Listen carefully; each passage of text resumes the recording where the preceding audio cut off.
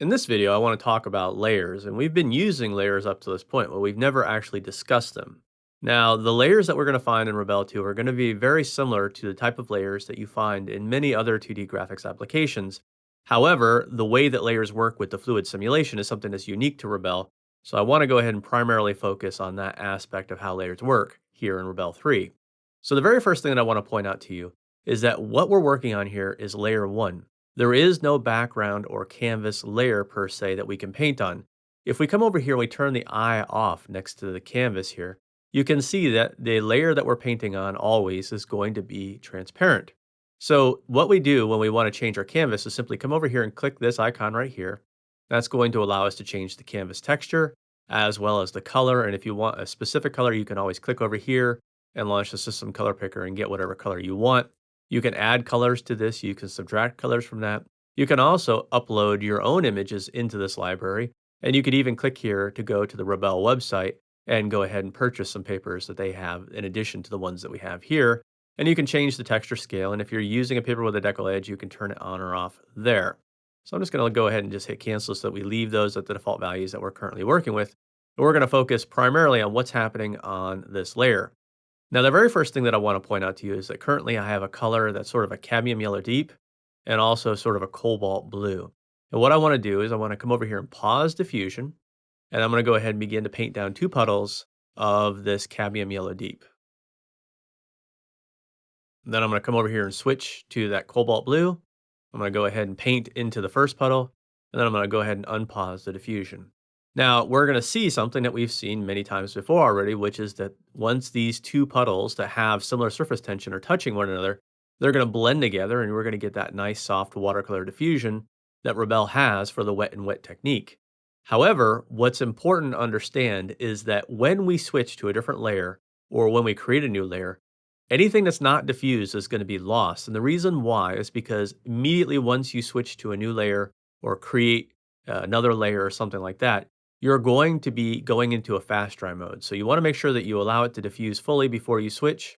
I'm going to come over here and I'm going to come down to this plus sign that you can see here. I'm going to click that to add a new layer.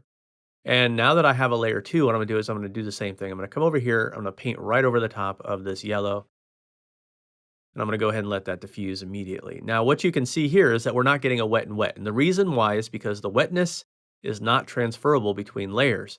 And what I mean by that is that even though layer 1 still has wetness down here, layer 2 does not. And therefore, we're getting a wet on wet effect here, and we're getting a wet on dry effect here. So this can be useful. Now, if you want a wet on wet technique, then what you can do is you can come over here and clear this layer out real quick. Come over and paint down some water in this area. And so I'll just do that right now, just real quickly. Paint down some water in roughly the right area for this. And then I'm going to come over here and switch over to the watercolor tool. And I'm going to go ahead and do the same thing. So I'm going to go ahead and paint the blue into that water. And you can see that because there was water there, it's going to be doing some of the diffusion. And again, it has a lot to do with the volume of water. There was more water in this area than there was water in the watercolor. But you can see that we're getting some diffusion, and it's a little bit closer to what we had here.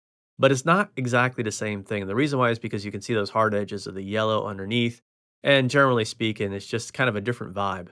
Now, this can be something that you want sometimes, and this can be something that you don't want sometimes.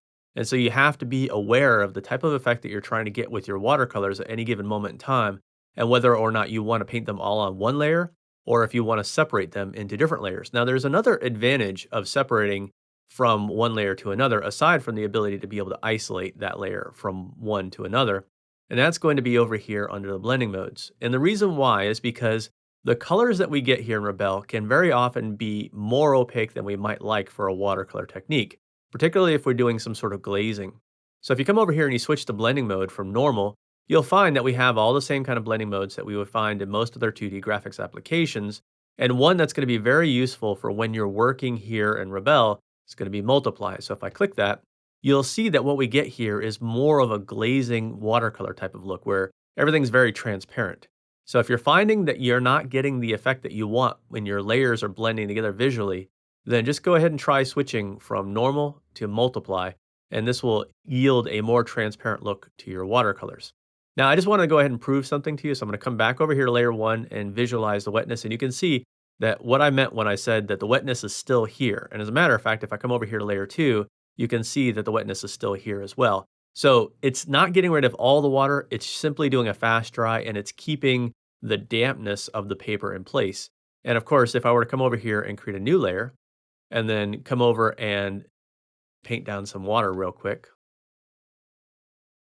you can see I have a large volume of water right there. Now, if I come back over here and switch to layer 2, and then I come back to layer 3, you can see all that volume of water went away, and all we're left with is the dampness. So that's why I said you wanna make sure that you allow your water and your watercolor to diffuse fully before you switch layers in order to get the proper diffusion of a watercolor technique.